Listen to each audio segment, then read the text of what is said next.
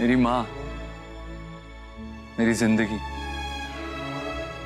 बचपन से ही उसे देखा है कि हमारी हर जरूरत को पूरा करने के लिए कदम कदम पर उसे एक लड़ाई लड़नी पड़ी। अरे तू क्यों पढ़ाई छोड़ के आया? जा जाकर पढ़। उसका एक ही सपना है कि मैं अपनी लाइफ में बहुत सक्सेसफुल हूँ, और मैंने माँ का वो सपना पूरा करने के लिए पूरी जान लगा दी। बहुत साल लग गए, लेकिन हम घर आ ही गए। हर वक्त उस सपने को पूरा करने का एक जुनून सा सवार हो गया मेरे सर पे, और एक के बाद एक नई ऊंचाइयों को छूने के इस जुनून में मैं एक दिन उनसे टकराया। मिस सोनाक्षी बोस। किसे पता था कि जिससे पहली मुलाकात में मैं इतना चिढ़ गया था। हेलो, आप देख के नहीं चल सकते? चलने की तमीज नहीं है ना, तो घर पे बैठना सीखिए। हेलो मैम, बात करने की तमीज नहीं है तो चुप रहना सीखिए।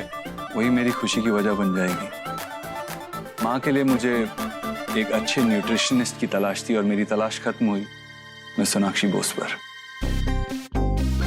तुम बस वहीं से शुरू हुआ मिस्टर ओबोद्रो और मिस खरगोश की नोक-झोंक का सिलसिला। मैं जितना उससे दूर जाना चाहता था, उतना ही उसके पास खिंचा चला आता था। नोक-झोंक प्यार में बदली, और फिर बात आई प्यार का इजहार करने की। Miss Sonakshi Bose, I love you. As a friend, right? I love you as a man loves a woman. माँ सोनाक्षी को पसंद नहीं करती थी। धीरे धीरे उसकी तबीयत खराब होने लगी। बात इतनी बिगड़ गई कि माँ को हॉस्पिटलाइज करना पड़ा, और फिर सोनाक्षी और मैं अलग हो गए। माँ कभी भी खुश नहीं थी हमारे रिश्ते को लेके। जाओ सोनाक्षी, हमें अलग हो जाना चाहिए। इससे दूरी के दर्द को बर्दाश्त करने के लिए मैंने शराब का सहारा लिया। मैं टूट चुका था। माँ समझ गई थी कि सोनाक्षी के बगैर मैं खत्म हो जाऊंगा।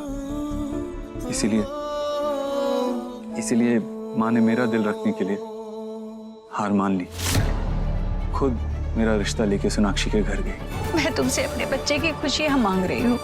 तुम्हारे साथ ही उसकी सारी खुशियां हैं। शादी के लिए हाँ कर दो। फिर शुरू हुई हमारी न्यू जर्नी। सब कुछ बिल्कुल एक सपने की तरह था।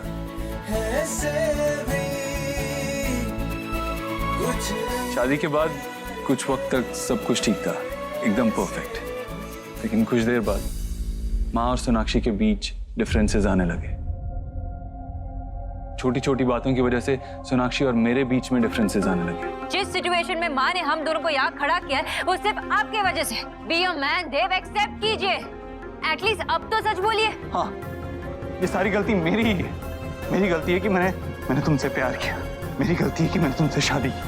गलतफहमियां इतनी बड़ी कि एक बार फिर हम अलग हो गए। अभी से तुम्हारे और मेरे बीच में कोई रिश्ता है ही नहीं। तुम्हारी शक्ल भी नहीं देखना चाहता। इस बार सोनाक्षी मुझसे 7 साल तक दूर रही, और सोनाक्षी के साथ साथ देव भी कहीं खो गया था।